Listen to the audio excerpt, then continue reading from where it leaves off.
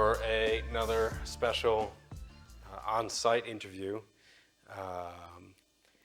Today's guest, another pro K1 Muay Thai fighter, fights out of, I'm going to butcher this again, Thurles. Thurles. Yeah. Thurles Martial Arts. Yeah. In Thurles, Yeah. Ireland. Mr. Sam Devaney. Yeah. Yeah. No, that was I it. hate that I screwed up. That was better. Yeah, that was better. It's You're getting there. Yeah. Look, I lived in Ireland long enough. You think I'd figure it out? Yeah. Well, most people even in Ireland say it wrong, so it's fine. So your brother said it was Devaney. Devaney. We basically get called everything bar the right name.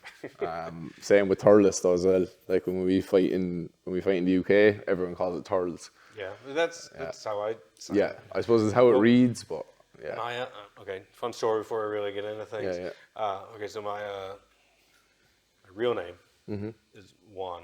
Yeah. Juan. Yeah. I was in the hospital here. This is quite a few years ago. I was in the hospital and I was waiting for the nurse to call me. Like they checked me and then they threw me in the back and they're like, all right, wait here, we'll call you. And then I was there for like an hour and a half, probably almost 2 hours. And I'm like, what the hell's going on? Like, cause there's people coming and going and all this. And then finally it's like, I go to the nurse and I'm like, hey, like anything happening here? And then she's like, what's your name? I'm like, it's Juan. And they're like, how do you spell that? And then, Juan, whatever. And then she was like, Joanne? Joanne? And I was like, no. Yeah. And I remember, she was like, oh, Joanne. And I'm like, no, Juan. I remember sitting there and I heard them call Joanne. Yeah. Joanne, and I'm just, and Yeah. the thing about it is, the thing that really frustrated me was she was Filipino. And, Juan's not an uncommon name in the Philippines. So like, how did you not know this? Yeah. Joanne would be pretty common in Ireland. Yeah. But I'm like, oh, come on. I know, yeah. But anyway, enough about me. All right. All good. So just a few questions Yeah. like I said, I want to get to know about you. They want to get to know about you. Yep. So just first thing that comes to mind, just let me know. Coffee or tea? Coffee. Coffee? Yeah, 100%. 100%. Tea ever? No, don't like. I'm probably the only Irish person that does not like tea, and I don't think it's. I think it's more common than you think because in my own family, I can think of 2 are coming to mind right offhand, but I think there's at least 2 more who don't drink tea. Yeah, no, my family, like my especially my dad and my sister, like are proper fanatics, tea drinkers all the time, like. I didn't even drink coffee till I moved here. Yeah. I like coffee. Yeah, definitely a bit of a coffee nerd. Yeah, I do like it. Are you kind of a snob about it? Do you have like? I would. I probably am. I know. Do you have a particular brand or anything that you're? Not particular brands, no. Just like probably particular beans more than anything. Yeah. Which is probably even worse. Okay, so like I'm not a coffee snob or anything, but what am I trying to say? Like coffee in general, I think tastes the same. But when you get a nice cup of coffee, you can tell. Like you can tell, like this is good coffee. But same thing when you get a bad one, like I just had a terrible one the other day. It tasted burnt. It was horrendous. And you'll never go back back to there again either, because if you get one bad coffee, it's ruined it for you. Exactly. I'm definitely a coffee snob. No, it's all brown bean juice to me. But, But I say it's hard to fuck up a cup of coffee, but it's actually not. No, you can't. But I like a good cup of coffee, but I don't seek it out. Yeah. No, I know the good places to go. Yeah. I know the good places. Yeah. Where's one around here? Shout them out. Deja Brew would be definitely the best coffee place in Thurles, without a doubt. All right, I'll check them out after this. Yeah. No, their coffee has never failed, like ever. Right on. Yeah. Okay. What is the best gift you've ever received? Best gift. Or just a memorable one, even.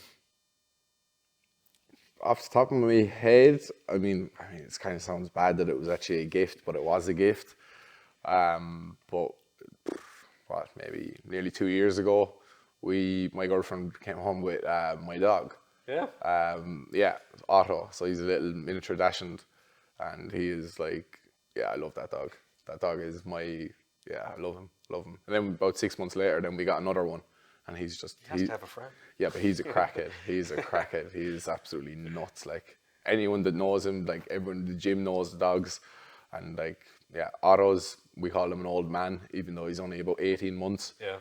But then Theo is just off the walls, like off the walls. Have you had dogs before? Did you grow up with them, or? Yeah, yeah. So my mum was involved with the ISPCA for years. wow. So we rescued, A lot of fostering going on. yeah, tons of rescues. Tons of rescues, like from small dogs, big dogs, dangerous dogs, Yeah. abused dogs, starved dogs. You name it, we've probably had them. Yeah, and then when I was younger, probably the dog that stood out to me the most was a dog named Duke. He was mixed with a Great Dane and a German Shepherd, so he was massive, but just the most amazing dog. We had so many dogs and I loved all of them, but sometimes there's just a dog that just Yeah, and that one stuck out. that connects to you. Stood Like out to you. yeah. He was just always he was great.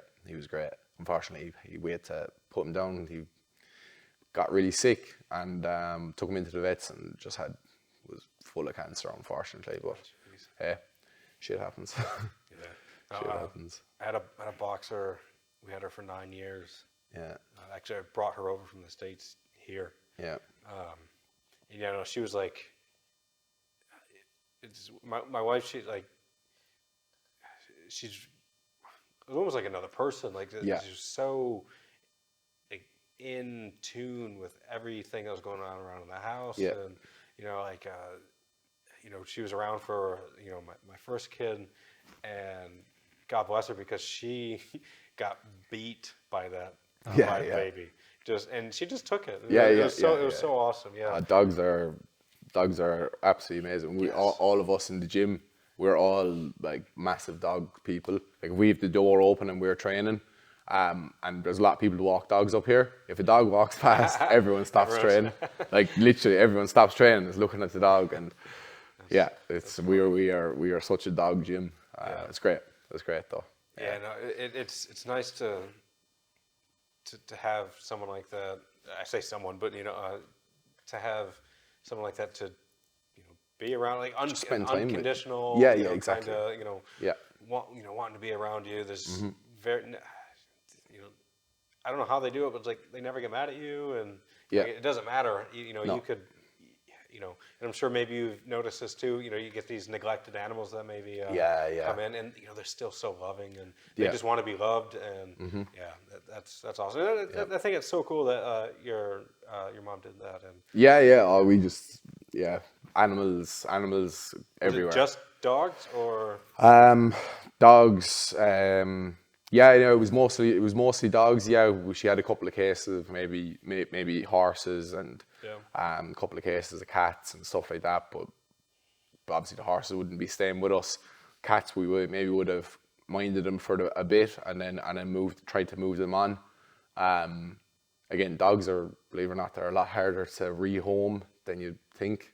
You know, I suppose a cat can kind of nearly look after itself too. Yeah. You know, dogs would be in a bad place if we didn't exist. I agree. Yeah, they wouldn't be able to survive without people. But people wouldn't be able to survive without them either. So, you know, I think it's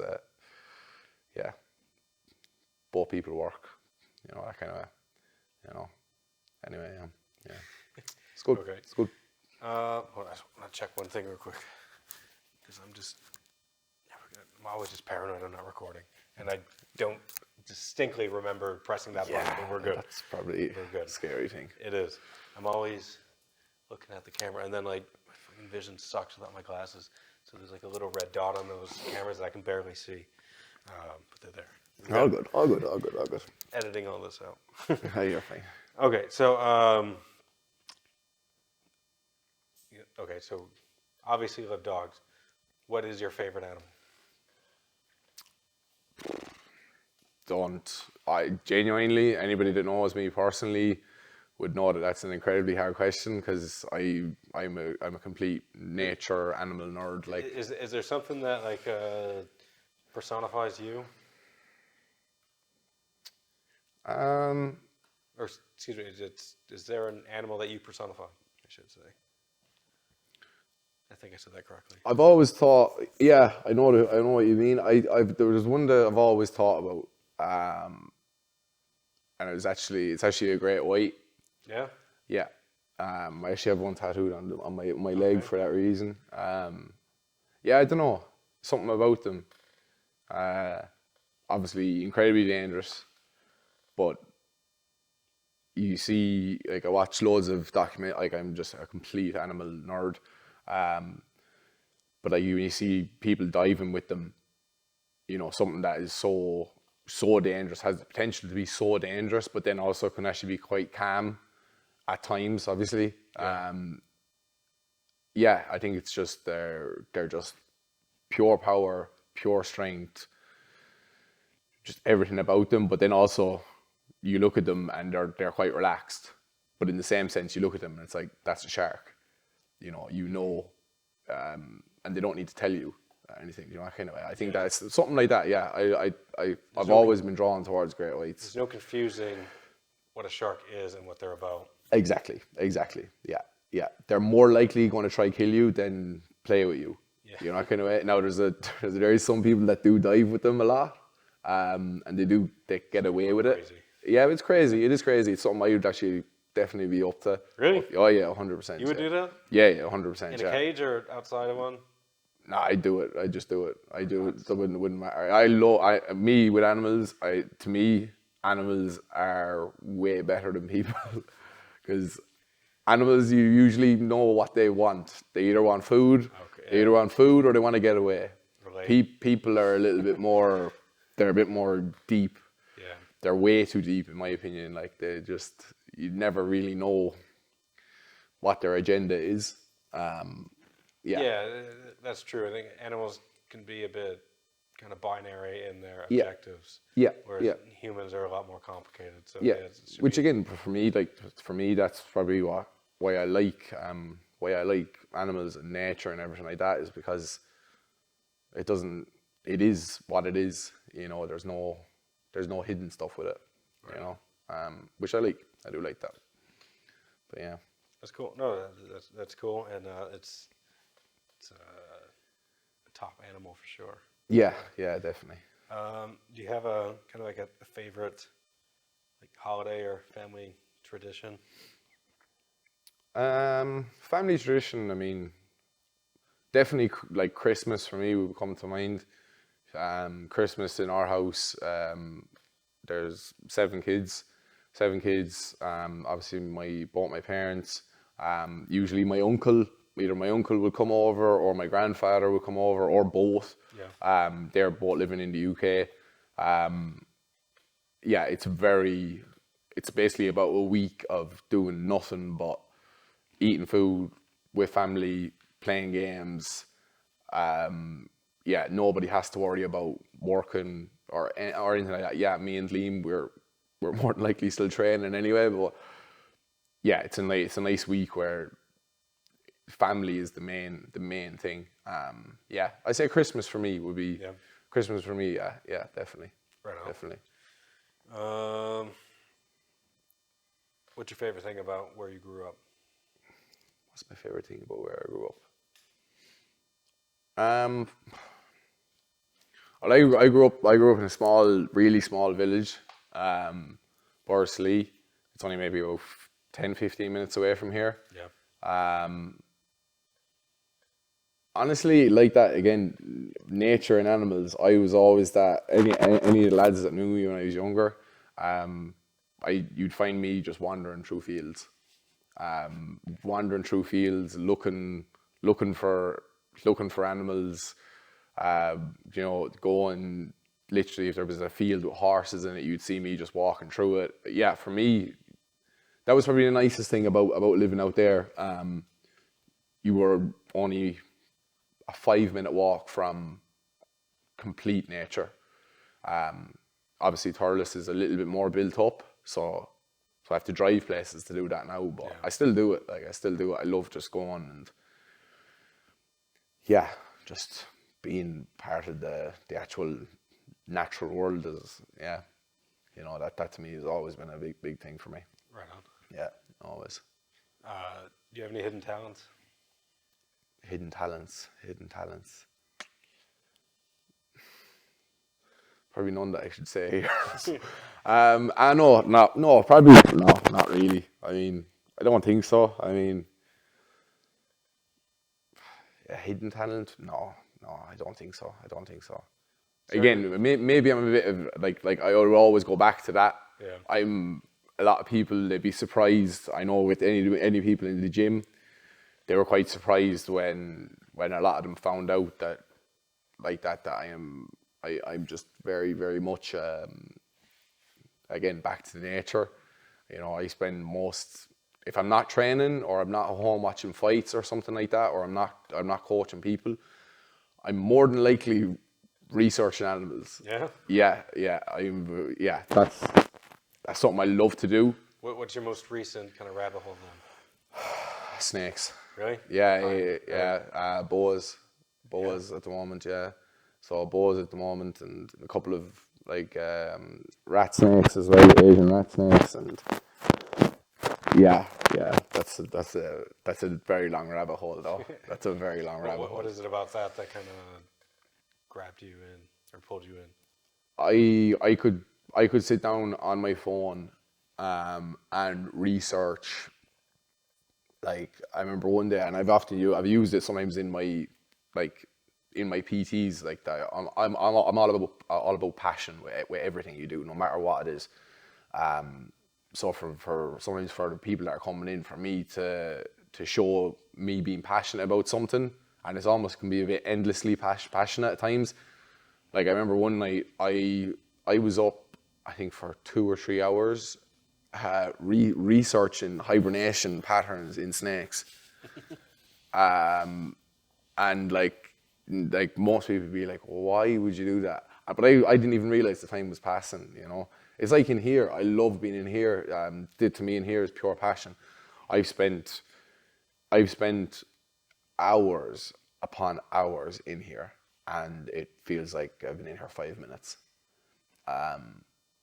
You know, I think it's good. It's good to be able to be that passionate about something. Yeah. No, I definitely get like hyper focused as well about things. You know, and it's good. It's good to be that way, but you have to learn to control it too. You just have to. You have to, because if you go too hyper focused, you completely forget the rest of the world exists, and then everything else starts falling in, and you're like, yeah, and then you realize, fuck, the whole thing's after falling in, and you've been so focused on this one thing that, so it's a good. The house is burning down around you. Oh yeah, 100%. That's me in a nutshell. I am incredibly hyper focused, and I'm very much an all or nothing type of person. Learning as I go on how to deal with that better. But that's probably who I am. That's cool. I think it's a very it's a good characteristic to have. That it means you can get interested in something and stay interested in it, and you have a willingness to learn new things as well. And I think that's great. Sometimes a lot of people just take things at face value, and they don't necessarily scratch the surface at all. Yeah. So I no, I get really intrigued by something that is actually difficult, and something that is hard, and something that does take time, and something that does take patience. That to me is very impressive. I'm like inspired by that. I mean, I wouldn't say no, but if I won the lottery in the morning, it'd be great, but it'd be much nicer for me to work incredibly hard for 10, 20 years and still get that equivalent amount of money, because it's, you're probably learning you're learning so much more. Yeah, there's a lot of lessons in there that Yeah, you're kind of missing out Yeah, on. yeah, and like, don't be afraid to, I'm an out course in this. Yeah. Oh yeah, don't be afraid to fuck up, like, and that's something that I always would say to people, don't, if you try something once, no matter what it is, whether it's martial arts, whether it's painting, whether it's playing the guitar, whether it's whatever it is, if it goes wrong once, don't just throw it away and move on to the next thing, because then if that's an endless cycle. If something has caught your attention and you're like, right, I really want to learn, we'll say guitar for example, try stick with it. And if in 3 to 6 months, if you're still trying and you're still shit at it, maybe it's not for you. Yeah. So maybe after 6 months, maybe now we can move on to something different. But don't give up after an hour. Yeah, I think a lot of people do that when they do something. If they're not immediately good at it, Yeah.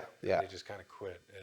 And because I think people who are really good at things, make it look so easy. Yeah. But there's all the time behind it though. Yeah, like the one thing, like basketball for me. Yeah.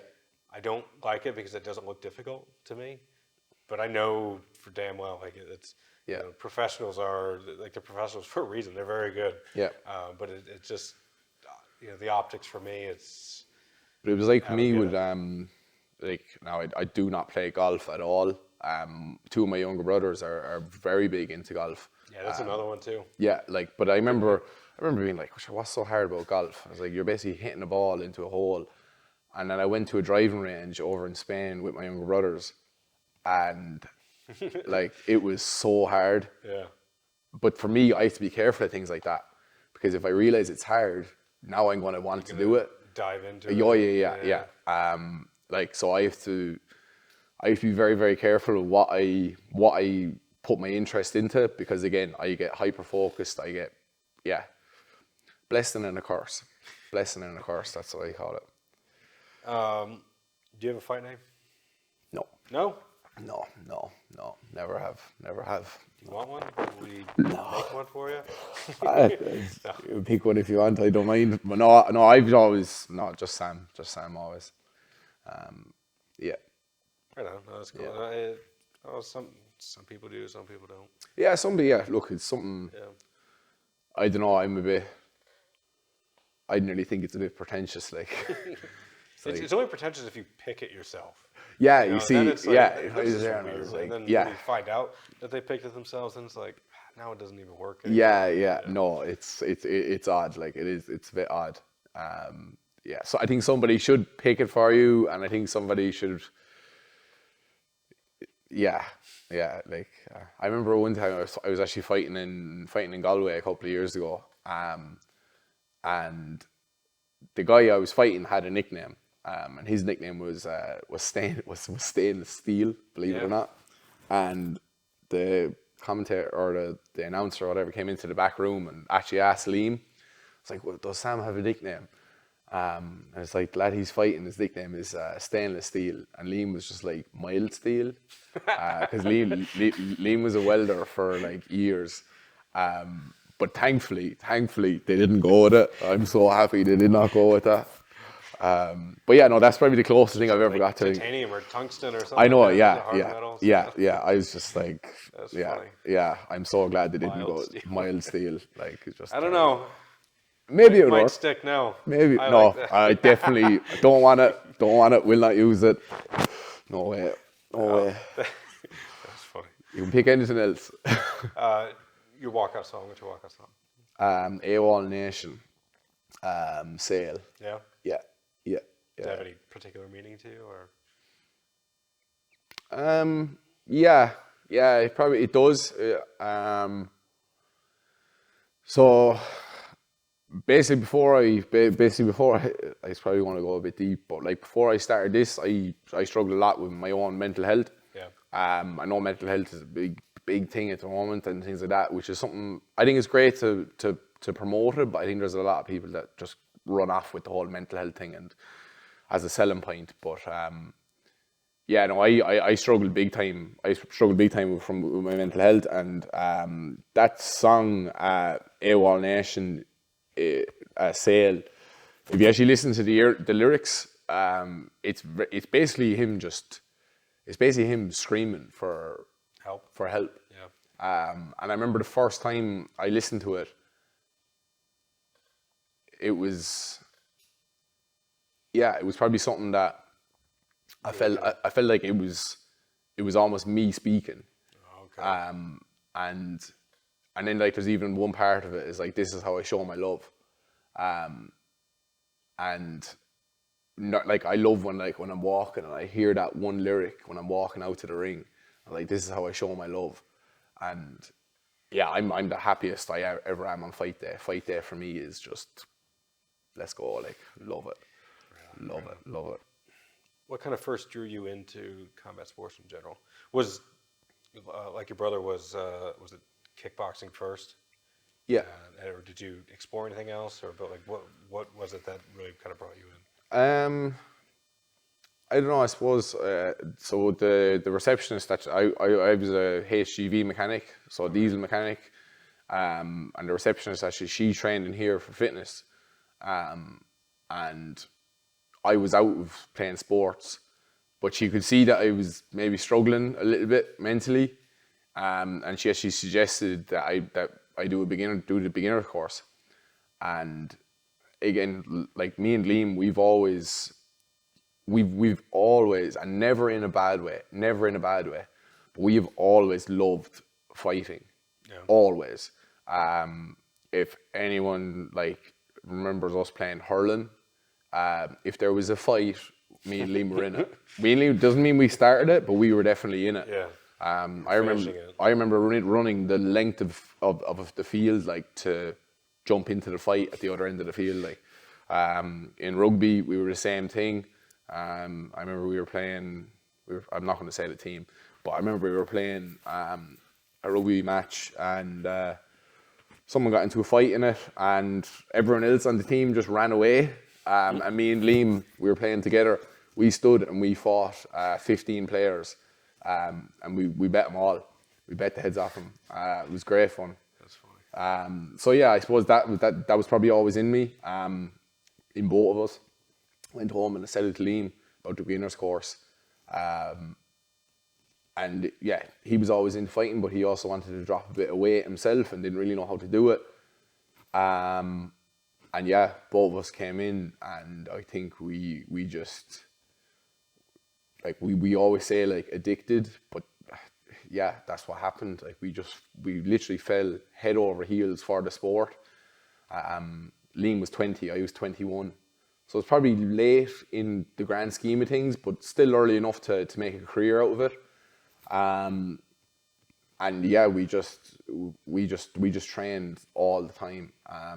Both of us had full-time jobs, but I would leave work, gear bag, packed everything in the car, drive straight to here, spend 3-4 hours in here every single evening, doing my runs, doing everything.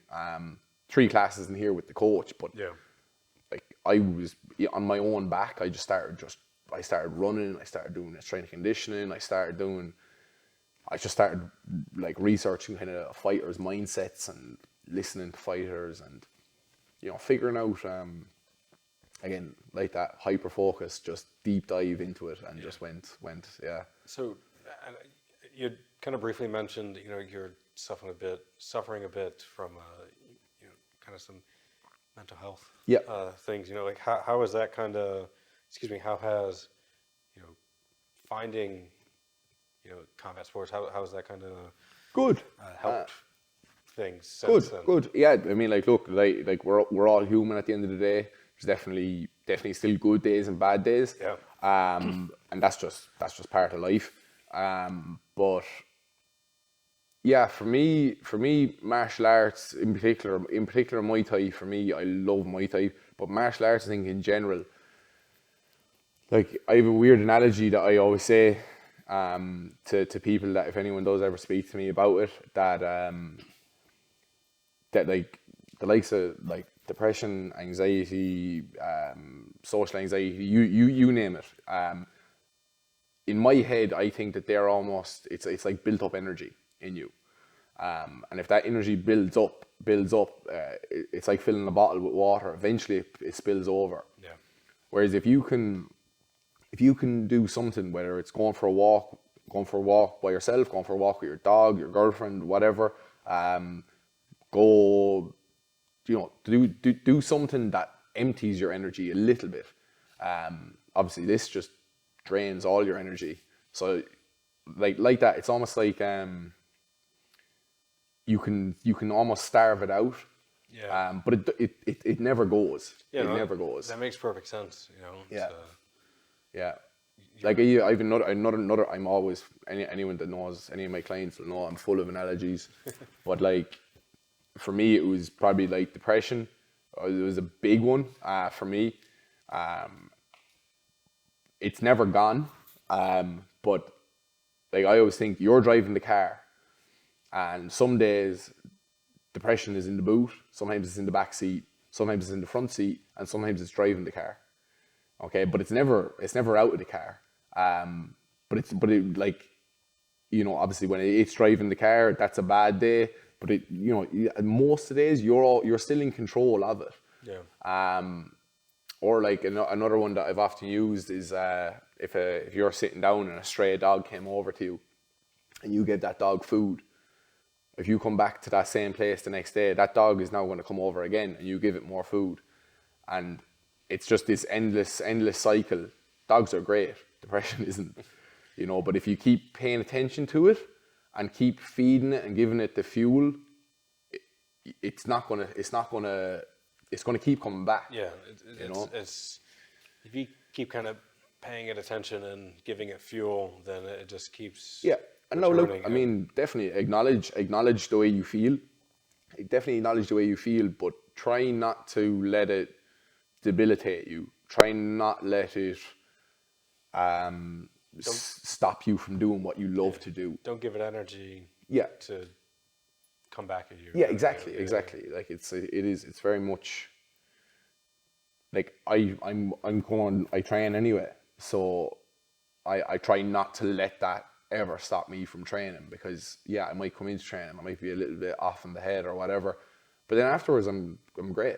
So again, I was just about to ask that, like that, if there's ever days where you're coming in and you're not totally feeling it, or maybe you're suffering a little bit, and then just after a session in here, generally this to me is my therapy. Yeah. Like I've always said it. This to me is. I've heard that time and time again from pretty much anyone who sat across from me here. Yeah. That this is really that training in some kind of combat sport that's their therapy. Yeah. For sure, and it definitely was for me as well. Especially when I was training a lot more, it was nice to, to kind of. It's weird because like you can't think about anything, inside the ring, So you really you have to disassociate yourself from your problems, for a short period of time. And I think if you're able to do that for a short period of time, when you kind of come back to them, maybe they're not as big a problem anymore, or it's not something that was as heavy as maybe you thought it was. It's almost like you get time to reassess the situation when you come back, when you have to come back to it. You can decide whether or not you're going to let it fester, or consume you again, or okay, it's still there, but we're going to kind of move along with it, not it move us along. Yeah, I think again it just teaches you loads. Like I nearly see it as active meditation. Like it's an active meditation. Like you said, that it's for that however long your training session is, you're not thinking about anything outside of the gym. You're thinking about making sure you're hydrated enough, breathing correctly, obviously correct techniques, not being hit. So like there's a million possible scenarios, but very rarely are you hitting pads or sparring and thinking about like something outside. Very, very rarely. If you do think of something outside, you're usually going to get hit in the head and you realize, right, well, I can't think about that now. Yeah. Focus. Yeah, exactly. And that's, again, active meditation So when you get, all right, you know, it's funny. It's like I have these questions in front of me, and I'm trying to rephrase them as I'm No, reading no, them. work away, work But away. no, if I just read them, then I don't have Yeah, to yeah, stutter yeah. over myself. You know, so how do you manage like mental and emotional challenges as a professional fighter? You know, so you're in here training still, but obviously different life things happen. So like when those come in, like how do you kind of navigate that from to really kind of keep it from overwhelming you or Um, affecting your training, or just life in general? to be honest, for me, it'd be talking with my team, my family, my girlfriend. For me, that's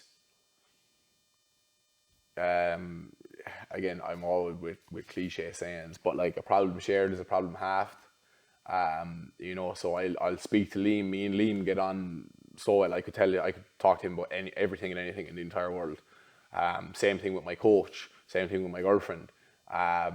Like there's other members in the gym that are they're like family. Like so I can speak to certain people about things, and I know that they're going to give me solid advice, or advice even from their own experiences, and that goes for everybody, Yeah, and then I suppose my parents, definitely my parents, as well. They, yeah, they're class, they're class. So I'd ask this question to your brother, but like when, so, sorry, if I remember correctly, you both signed up and both came the same day. Yeah, Yeah, yeah. and like how did your parents feel about the pair of you doing this together? And then my assumption would be maybe you guys decided to become pro fighters around the same time as well. Yeah, So yeah. why or how did they accept that or come to terms? I think Did anyone try to talk you out of it? no, No. no, no. Number one, I mean, we were adults. Yeah. Yeah, like definitely. I remember being younger, and I always wanted to do boxing when I was younger. Okay. Always wanted to, but my mother never let me. Okay. Now, because my uncle's actually a doctor, and obviously he knows all the health risks that can be involved with it, Oh yeah. and was kind of like, maybe not, maybe not. Maybe I don't know. Maybe he had an influence. I don't know. But yeah, I just never. I was never allowed to do it. Yeah, I don't know. I think, I think because me and Liam started together, and me and Liam are incredibly close, like incredibly close. Like you'll if there's one of us there, there's usually the other person is somewhere close. Sure to follow. Yeah, yeah, that's what we do. That's cool. And I think because maybe the both of us started together, I think my mother, like, she was like, well, you'll have each other kind of in it, Yeah. through all the shit, the success, the failures, the injuries, the pain, you name it. That it's the two of us kind of doing it together. I think that probably maybe made her kind of content enough. Now she still just is like, she still just thinks we're mental, which is understandable. My dad, on the other hand, he definitely gets worried, but he shows it in a way different way. Yeah. He still wants to come to the fights, but I know he's fucking breaking it all the time. But then after it, like before a fight, like dad could be really quiet, really quiet, and it's not him being nervous or anything. That's just his demeanor. But then after a fight, like especially after a win, he's just all out. He's all out of like praise and all like well done and this, and it's yeah, it's good. It's good. I think they're far. I'm not really sure. We're doing what we love, and I think that's the way that they both raised us, is Yeah. do what you love, and you'll be happier than most. I think. Right on. What do you consider your greatest personal strength, and how has it helped your career? Greatest personal strength. Again, I'd go back to being hyper focused, extremely driven, not just driven, like extremely driven. Yeah, constantly, not like obviously with my career and in training and things like that, but also in my personal life, I'm always seeking constant improvement. I live by, it's something that, again, it's something I say loads, but like never satisfied. I'm never satisfied in anything, no matter what it is. I want more. I want it to be better. I want to be better, and it's not for any outside reason at all. You know, I very much live in my own little kind of bubble, and I like that. But yeah, I'm never satisfied with it. I'm always seeking. I'm always seeking more. Always seeking more. Yeah, and I think that's, again, I think that's a strength, but I think it's also a curse as well at times, because sometimes you just need to just chill for a day, you know, and not just wake up and be on that rabbit wheel all the time, you know, because that can get a lot too, you know. But yeah. Is there any time in particular that you've, like, where maybe this strength has kind of inhibited you a bit? Anything you can think of? There was a fight I had last year, and the year previous I had 3 fights that year. Probably my worst year career wise. I had 3 fights. I lost all of them by stoppage, unfortunately. I wouldn't mind, but each one of them fights, or all fights that I should have won, or could have won. You know, but after every single one of them losses, it definitely affected me.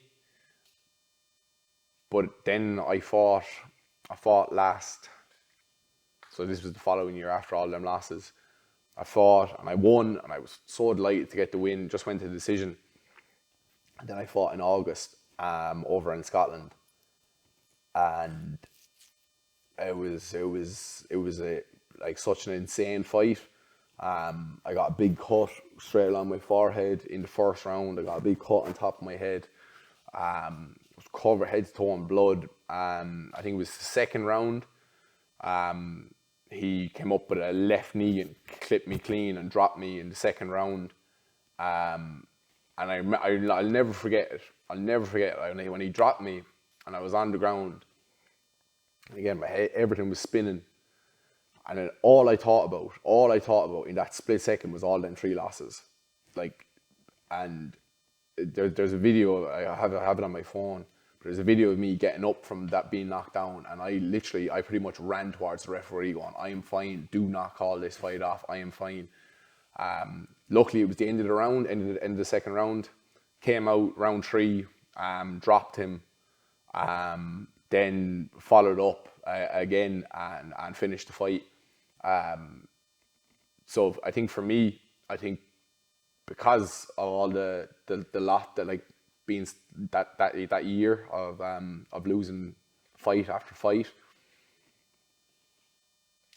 in a weird way, I'm glad that they happened, because if they didn't happen, maybe it wouldn't have taught me that, you know, kind of way. Absolutely. And I think that's why this sport is so beautiful, is because it's ruthless, and it doesn't care. It doesn't care about you, your feelings. It doesn't, and it'll teach you lessons in quite in a ruthless way. It'll teach you lessons. Yeah, I think that's what I love about it, though. It's just, you know, you just have to go. You have to go. If you don't go, someone else is, you know. It's something that, it speaks so much to me. I understand completely. It makes sense. Yeah, for sure. Sorry. So when you talk about those three losses there that you had kind of consecutively, did you have to like make a decision, like about? Hold on, how do I want to phrase this? You had these consecutive losses kind of back to back.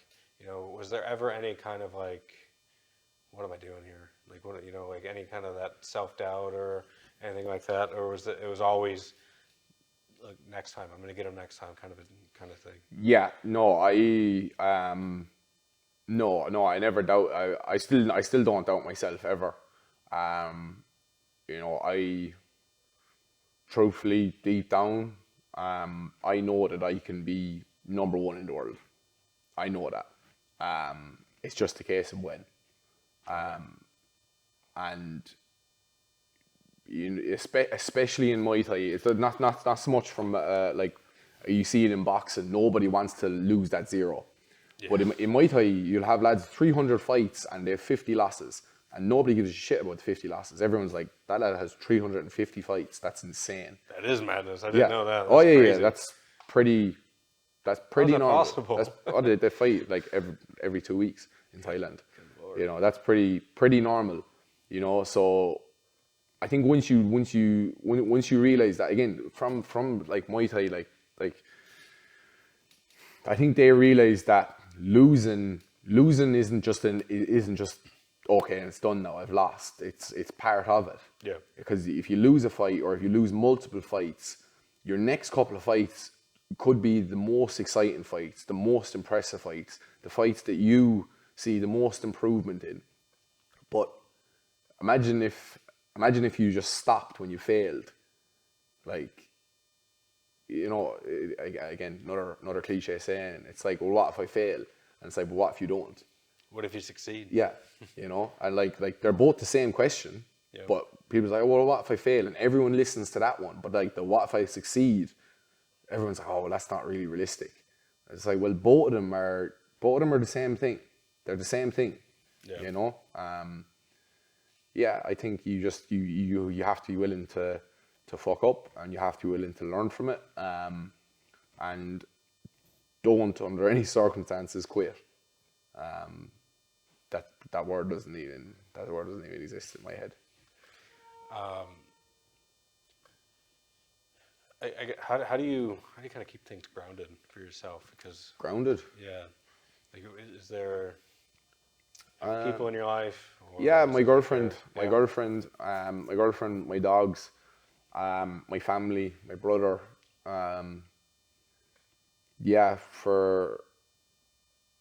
I think it's. Yeah, for me, it's a place where I can just go, like I can just go with the girlfriend or the dogs out. We go walking out in the bog an awful lot, and when you're out there, it's a big open area, and there's just nobody there. And the dogs are running, and you're just out. And again, I love nature, so me being out in a place where there's nothing around you, it's just you, your girlfriend, your dogs, and on a good day in Ireland, which is rare enough now, but when the weather is nice, it's just, that to me, that's probably the most grounding. Or even when I go out to the parents, I go out there whenever I possibly can, which is usually a couple of times a week. But yeah, just being out in the garden with them, even if it's just sitting down and just chatting to the mother or my father, or or playing with my younger sister, or playing with my niece, Liam's daughter, things like that. Things like that to me just, they ground me. They ground me. I'm definitely not a fighter when I'm around them people.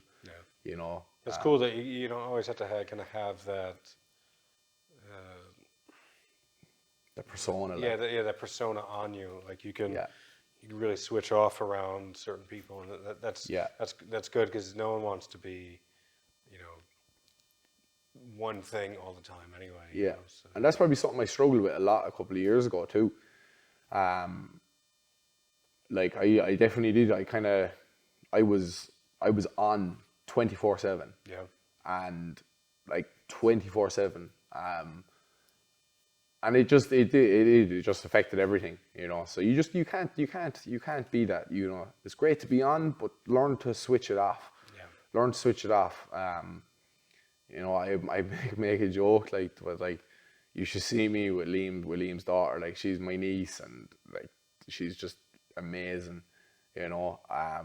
But yeah, like, you see me in here and I'm kicking pads and like, oh, that's like, you know, like, he's a fighter or whatever. And then you see Remy walk in and I just turn into the biggest bitch you'd ever see in your entire life. And you know what? I couldn't give a fuck, because that's my niece, like, you know, that's my niece. And yeah, she's just, yeah, she's cool. amazing. That's like, cool. she's amazing. All right, look, last question here for Yeah. you. In general, how has combat sports changed your life? In every way possible. It gave me, number one, I suppose, financially, gave me a career, doing one-to-ones. It gave me purpose in trying to achieve these goals. It gave me probably more of a social environment. Again, I don't drink alcohol, so I'm not really a big pub person. Yeah. But for me, coming in here, the social aspect, believe it or not, I actually met my girlfriend through here. Yeah. She came in doing a one-to-one with me. Again, another joke, but I always say that she got what she wanted and then fucked off. There's memes about that. Yeah. Oh, she came in, she done about 2 or 3 one-to-ones and then was gone. But by then she already had me, so it was fine. That's cool. But yeah, to me, I think confidence too. I think self-confidence too. You know, knowing that you can, it's nice knowing that you can handle yourself. Yeah, 100%. I think that's a brilliant feeling. I think it's something that I think everybody should know, because there's a lot of people out there that think they can handle themselves and they most certainly cannot. And they're usually, bro, I can see when I see red. When I see red, yeah, like, or next time I see you, you're dead. That's the one that's one that's from around here. Like, next time I see you, you're dead, and they're literally standing right in front of you, and you're like, you fucking idiot. Yeah. I don't know. Yeah, I suppose Maybe they're gonna go away for 6 years and train and then come back. Yeah, come back. I'll be more than welcome. Yeah. But yeah. Well, look, man. Like I said, I really appreciate your time. Yeah, no, it's good. I had a good chat with you, and like, if you're ever up in Dublin, let me know. Yeah, I'll do. Or if you're fighting in Ireland in general, let me know. Yeah. Same with your brother. Yeah. Happy to come out and cover you guys or something like that. Yeah. Oh, we're fighting whenever possible. When you have a fight coming up as well, that is. I did have a fight coming Okay. up, so I was actually meant to be fighting on the same card as Liam, but unfortunately, I've just been number one. I've had 2 fights this year, and I've just been plagued with injuries, which I can work through. Yeah. But then I started getting issues with my head, which is obviously you A can little more fix. serious, yeah. You can fix a broken bone. You can give time for a torn ligament, but your brain, you get one of them, and I need to look after it. Yeah, absolutely. You So know, fingers crossed. I'm getting a couple of more tests on and stuff like that, but hopefully they all come back clear, and yeah, I'll fingers crossed to be out by the end of the year. Okay, awesome. I hope to hear more about that. Yeah, be good. Okay. And if you want to shout anyone out, go for it. Oh yeah, sponsors. So Hayes Hotel, Anner Hotel, Ambition Nutrition, Jonathan Lowry and Streamline Enterprises. There's a few more. PB Fuels, John Maher Transport, Supermax, Thurles, Bush and Briar Coffee out in Borsley, Borsley Bottling Company. So all of them, whether it's been a small donation or a bigger donation, it's been greatly appreciated. I think as I hopefully I've shown that this sport is crazy. It's quite a lonely sport at times. So, and it's not recognised in Ireland, unfortunately. to the point where when me and Liam tried to apply during COVID so that we could legally train as professionals, we were denied because it's not a recognised sport, yet it's our careers. So that probably be my message, is that there's Muay Thai fighters up and down the country, kickboxers up and down the country, and they get paid. They're not getting paid tons of money. They're not on McGregor money. They're not on Mayweather money at all, by no means at all. So to be supported would be just fantastic. Because even the people that have helped me and Liam so far, it makes our training easier knowing that we have the backing from the community. Because like that, we're in a small gym. And 90% of the time, it's just me and Liam in here. And we're just training ourselves. And we do that twice a day, 6 days a week, every single week. So when we're after doing a long session, it's nice to know that we actually have the support from the local community. So to all my sponsors, thanking you very, very much. Appreciate everything. Yeah. Excellent. All right, and I'll do my best to link as many of them below as possible. So, awesome. Yeah. Thanks again, man. I appreciate Great. it. Okay? Great. All right.